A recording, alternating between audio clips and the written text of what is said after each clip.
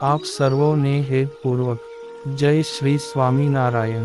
આજની સત્સંગ કથા વાર્તા નિજ મંદિર સાવરકુંડલા। આજની સત્સંગ કથા વાર્તા શ્રી હરિચરિત્ર ચિંતામણી ભાગ 1 સોરઠની ચરિત્ર કથા ભાગ 76। ગઈ કાલે આપને શ્રી હરિના દિવ્ય ચરિત્રો સાંભળ્યા। હવે તેમના આગળના ચરિત્રો ખૂબ જ હેતપૂર્વક સાંભળશું। એકવાર શ્રીજી મહારાજ ગામ અલૈયા પધાર્યા ને હાલ મંદિર છે ત્યાં સુતાર નારાયણભાઈને ઘેર ઉતર્યા। પછી સભા કરીને બેઠા તે સમયે ગામ શેખપાટથી નિષ્કુળાનંદ સ્વામીના પૂર્વાશ્રમનો સાળો 10 માણસોને સાથે લઈને ત્યાં આવ્યો અને શ્રીજી મહારાજની સામે ઊભો રહીને બોલવા લાગ્યો કે તમે મારા બનેવીને સાધુ કરી નાખ્યો, તે મારી બેન રજળે છે, એમ કહી જેમ તેમ ગાળો દેવા લાગ્યો। તેવામાં તેની જીભ ટૂંકી પડી ગઈ એટલે તે ભય પામીને ભાગ્યો તે શેખપાટ ચાલ્યો ગયો। પછી અજાસોની મહારાજ પાસે આવ્યા અને દંડવત કરી પગે લાગી બેઠા ત્યારે સુથાર નારણજીભાઈ બોલ્યા જે હે મહારાજ, અજાભાઈ સોનીને પુત્ર નથી તે આપ દયા કરો ને એક પુત્ર આપો। ત્યારે શ્રીજી મહારાજ કહે અમે તો કોઈને દીકરા દેતા નથી, પણ કોઈકના દીકરા હોય તેને લઈ સાધુ બનાવી દઈએ છીએ।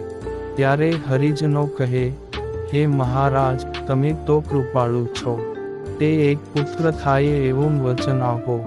ત્યારે શ્રીજી મહારાજ કહે ગામ બાળાને પાદર શંકરની ડેરી કરાવજો એટલે તેને પુત્ર આપશે ને તે છોકરાને શરીરે શિવનું લિંગ હશે, તેથી શિવજીએ દીધો તેમ કહેવાશે ને અમે તો કલ્યાણ કરીએ છીએ।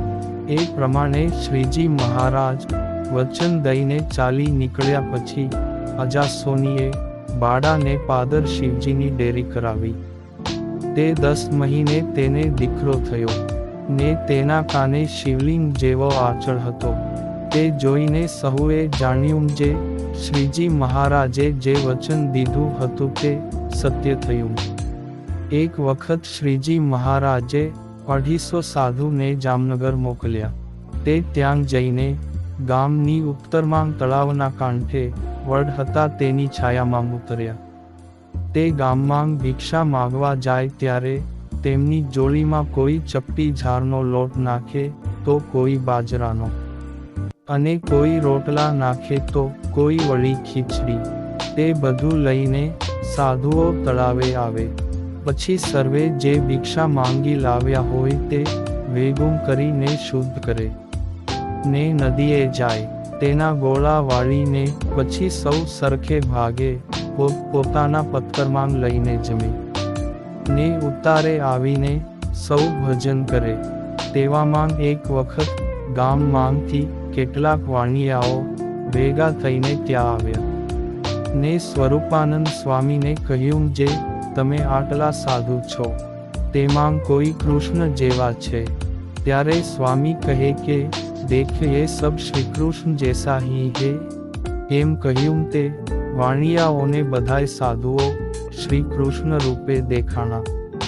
તેથી તેઓ આશ્ચર્ય પામી ગયા અને જાણ્યું જે આ સાધુઓ તો ચમત્કારી લાગે છે। પછી ત્યાંથી ચાલ્યા ગયા, પણ કોઈએ અનાજ આપવાનો વિચાર કર્યો નહીં। પછી સાધુઓએ મળીને શ્રીજી મહારાજને પત્ર લખ્યો જે હે મહારાજ, અહીં અમે જામનગર આવ્યા છીએ, તે ક્યારેક તો અનાજ મળે છે અને કોઈ દિવસ તો કાંઈ મળતું નથી, તે અમે શું કરીએ? ત્યારે તે કાગળ વાંચીને શ્રીજી મહારાજે ઉત્તર લખ્યો જે એક ગામમાં કોઈ સદ્ગુરુ રહેવા ગયા હતા। તેને એક વાણિયો હંમેશા શેર ચોખા આપતો ને તે જમીને તેઓ ધ્યાન કરતા। તેવામાં એક મુમુક્ષુ સદ્ગુરુને શોધતો તે ગામ આવ્યો ત્યારે તેને કાળની મૂર્તિ દેખાતી હતી તે બંધ થઈ ગઈ, જેથી તેણે જાણ્યું જે આ ગામમાં કોઈ સમર્થ સદ્ગુરુ હોવા જોઈએ ને તે ગામમાં ગયો અને જ્યાં તે સદ્ગુરુ હતા ત્યાં આવ્યો ને કહ્યું જે મારે તમારી પાસે રહેવું છે. ત્યારે સદ્ગુરુ કહે અહીં ખાવાનું કાંઈ મળતું નથી. ત્યારે તે મુમુક્ષુ કહે કે સ્વામીજી તમે શું જમો છો?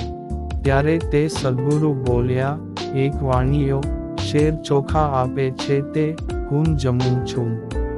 ત્યારે તે મુમુક્ષુ બોલ્યો કે હું તે હાંડલાનું ધોવરામણ પીને રહીશ, પણ તમને મેલીને ક્યાંય નહીં જાઉં. ને પછી થોડા દિવસ થયા ત્યાં બીજો એક મુમુક્ષુ આવ્યો.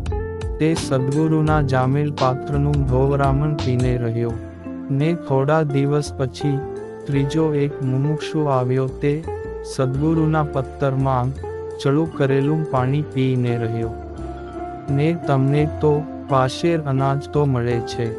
તે પત્ર જામનગર સંતોને મળ્યો. તે સર્વ સંતોએ ભેગા થઈને વાંચ્યો ને ઘણા રાજી થયા. તે મંડળમાં જે નાના સાધુ હતા તેને મોટા સંતોએ કહ્યું જે શાકભાજીવાળા લોકો મૂળા ધોઈને જાય, તેના પાંદડા આ પાણીમાં પડ્યા હોય તે તમારે ધોઈને જમવા. ત્યારે તે કહે કે તમે જમો તો અમે જમીએ નહીં.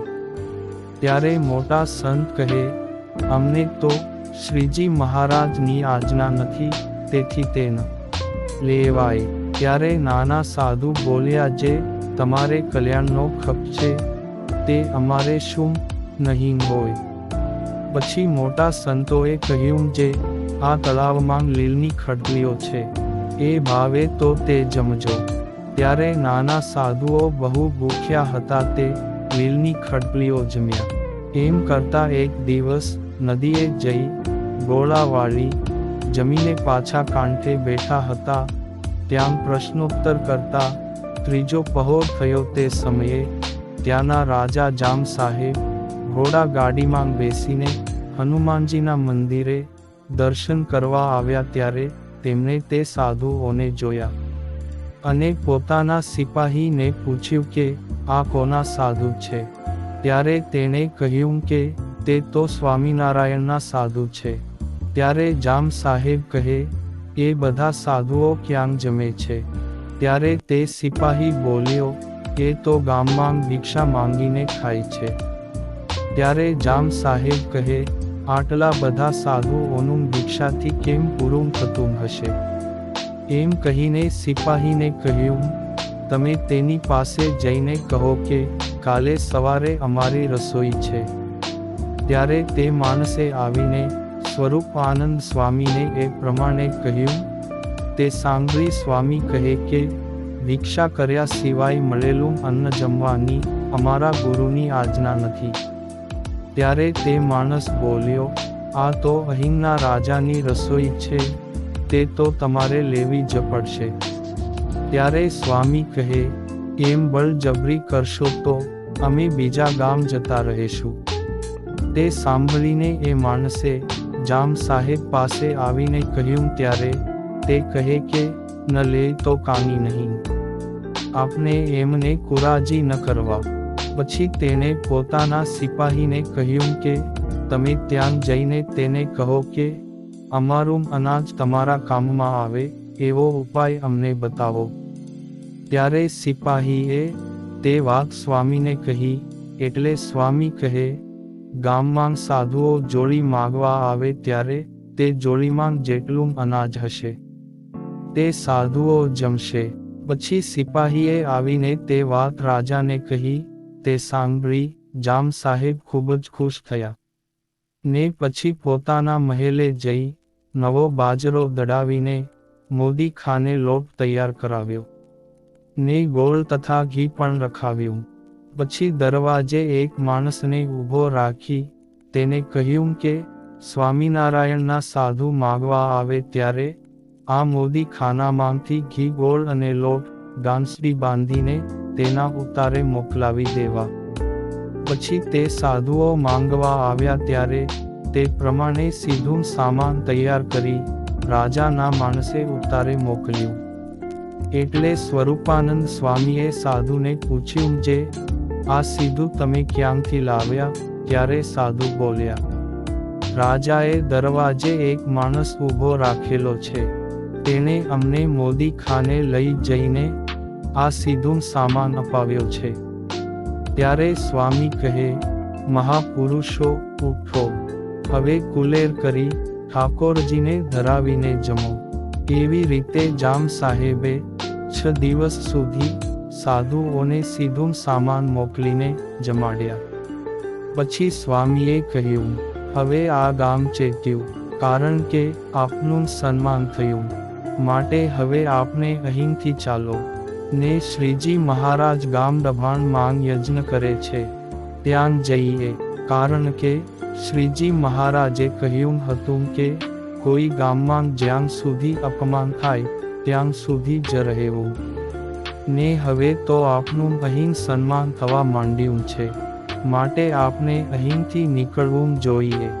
એમ કહીને સર્વે સાધુઓ ત્યાંથી ચાલ્યા. તે ફરતા ફરતા રસ્તામાં મુકામ કરી ગામ કારિયાણી આવતા હતા. ત્યારે રસ્તામાં નિત્યાનંદ સ્વામી બહુ જ ભૂખ્યા થયા.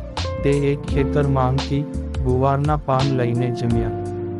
પછી સહુ કારિયાણી આવ્યા ને શ્રીજી મહારાજ પણ ગઢડાથી ચાલ્યા. તે બોટાદ અને સાળંગપુર થઈ કારિયાણી પધાર્યા. તે સર્વે સંતોને જમાડ્યા પછી સભા કરીને બેઠા. ને સર્વે સંતોને સુખ દુઃખની વાતો પૂછી. ત્યારે સૌ સંતોએ પોતપોતાને થયેલા અનુભવોની વાતો શ્રી હરિને કરી. પછી શ્રીજી મહારાજ તાળી વગાડીને બોલ્યા કે અમે આ ધરતી ઉપર એકાંતિક ધર્મનું સ્થાપન કરવા માટે આવ્યા ને જેવા સંતો તૈયાર કરવા હતા તેવા સંતો તમે તૈયાર થયા છો, માટે અમે તમારા ઉપર ખૂબ જ રાજી છીએ. આમ વાત કરી ત્યારે સહુ સંતોની આંખમાં હર્ષના આંસુ આવી ગયા અને પોતાની સાથે જે કાની ઘટનાઓ બની હતી તે પણ વિસરાઈ ગઈ. ને હળવા ફૂલ થઈ શ્રી હરિનું ભજન કરવા લાગ્યા. ગામ તોરીના રાજગરા ઘેલા મહારાજને સત્સંગ થયો. તે ગુણાતીતાનંદ સ્વામી પાસેથી વર્તમાન લઈ નિયમ ધર્મ બરોબર પાળતા શ્રીજી મહારાજની સર્વોપરી ઉપાસના કરતા. તેમને અંતકાળે મંદવાડ આવ્યો એટલે પોતાના સગા સંબંધીઓને તેડાવીને અગાઉથી કહી દીધું જે હવે મારે દેહ મેલીને ધામમાં જવું છે, માટે ખીજડીયાથી ગીગા મહારાજને તેડાવો. પછી માણસ મોકલી તેમને તેડાવ્યા. ને તે ત્યાં આવ્યા ત્યારે ઘેલા મહારાજે કહ્યું જે આ ટાણે મેં દૂધ પીધું છે અને હવે કાંઈ મારે ખાવું પીવું નથી, એમ તમે નક્કી જાણજો. ત્યારે ગીગો મહારાજ કહે, તમારે ક્યારે દેહ મેળવો છે? ત્યારે તે કહે, સવારના 5 વાગે. એમ કહી સર્વે સગા સંબંધીઓને કહ્યું, તમે સૌ સૂઈ જાઓ ને 4 જણા વારા ફરતી મારી પાસે જાગજો. પછી તેમને તે પ્રમાણે કર્યું ને સવારે 4 વાગ્યાનો સમય થયો ત્યારે ઘેલાભાઈએ પોતાની પાસે જાગતા બેઠેલા માણસને પૂછ્યું કે કેટલા વાગ્યા? ત્યારે તે કહે, હજુ તો 4 વાગ્યા છે. પછી ઘેલા મહારાજ કહે, હવે સૌને જગાડો. ત્યારે તેણે સૌને જગાડ્યા. તે સૌ આવીને તેમની પાસે બેઠા. ત્યારે ઘેલો મહારાજ ગૌછાણ લીપેલી જગ્યામાં દર્પ પાથરીને બેઠા. તે તેના ઘરના માણસ અને તેમના દીકરાઓએ મળીને 4 એકાદશીઓ આપી. પછી ઘેલા મહારાજે કહ્યું, હવે સૌ ભજન કરો. ત્યારે ખીજડીયા વાળા ગીગો મહારાજ કહે કે તમે અમને ભજન કરાવશો કે તમે દેહ મૂકશો?